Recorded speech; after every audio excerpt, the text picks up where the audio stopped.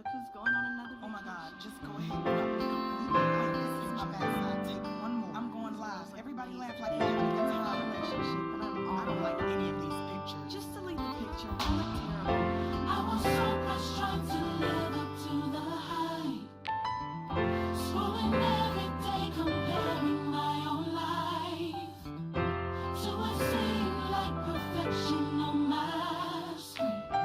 Hashtag goals, only if that could be me. All this pressure, All this pressure from what I see on the ground. too many opinions. I'm afraid to show who I really am.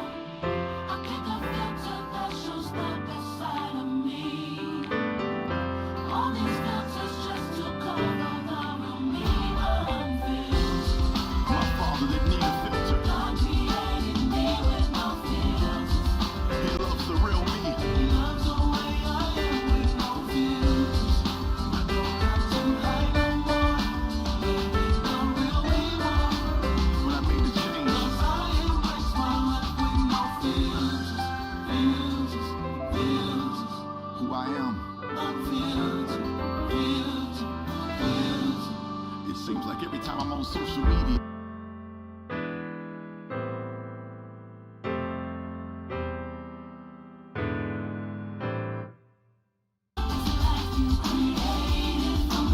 thank you, Father.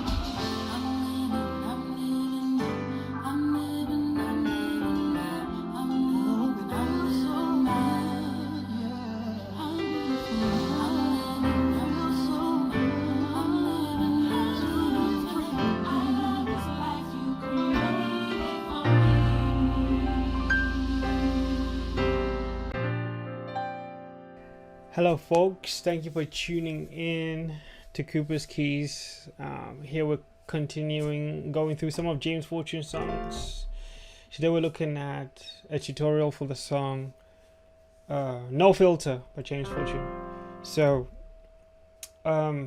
let's go over. The song is very simple. So the main thing is, what do we learn from this song? What kind of gospel lessons can we gain from this song? So the song itself is in key of C. The chords are simple. It's F, C, and G. Now, I assume you've heard of those chords before because they are really just the fundamentals, the basics of basics.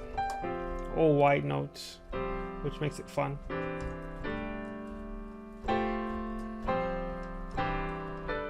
So yeah, so we just have F. This is in its first inversion. C in its first inversion. And a G in its first inversion. I tend to go along with that quite a bit, but you could still play the root position of F and C. Well, C and G still works. So once you have those chords down, you pretty much have the entire song down, apart from the other section which I cut off like deliberately. So after he came from the chorus, he went back into the verse. This time he went just a D minor diminished to an A minor chord, F, E, and then, sorry, not E but C inverted, C first inversion, diminished to the A minor, okay? Okay, and then the last part, the reason I came back with the last part is because I wanted to show you how it ends. So it goes from, ends on the 7, the dominant 7, or B flat.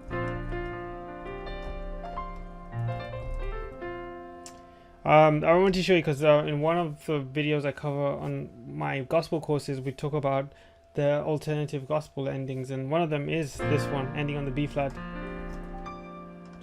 Like a pretty way of ending a song. So I'm glad that this song exemplifies that because it just does it. So what else is there to talk about then? I guess not much really, because the song is pretty self-explanatory. So I'll just show you some of the voicings I chose. I use this for the F in the intro.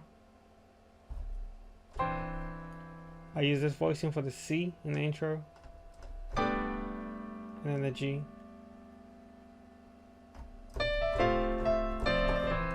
Oh yeah, that run maybe. F.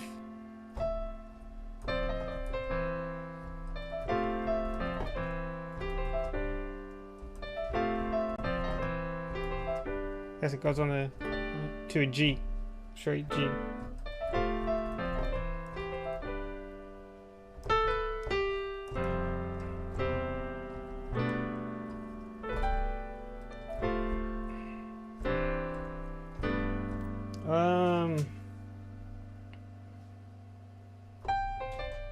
Yeah, I could show you the licks that he uses in the song, but I think there's no point because you're gonna play this, make it your own. For example, that's how it comes back from the chorus into the verse, into F. Oh, there's that.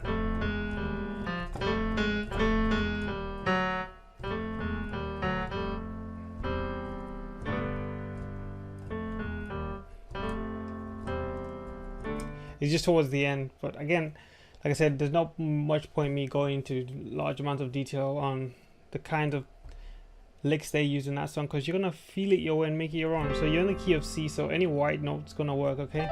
Especially if you slide to the third or the sixth. That works really well. Even the 7 for G. So you could use that. Maybe I'll give you some tips on that. So for the first one, we're in F, right?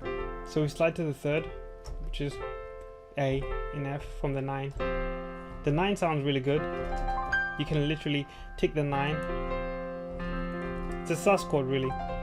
Do you wanna play it up and down the piano? For the C, you do the same thing. Again, I'm using the third and just like messing about with the 9. And for G, well, I guess I'm doing the same thing again for G. The beautiful thing is that C, F, and G are like the 3 pillars of well, the 1, the 4, and the 5 are like the pillars of most songs. So, and that's what you have here. And they have most of the chords are like, most of the notes are within the key of C, the diatonic. So we're just using white notes. So you can have fun with that, you know. I like to see what everyone else comes up with, and if you have any more questions, then just comment below. Remember to do the usual like, subscribe, and all that good stuff, and I'll see you guys in another video.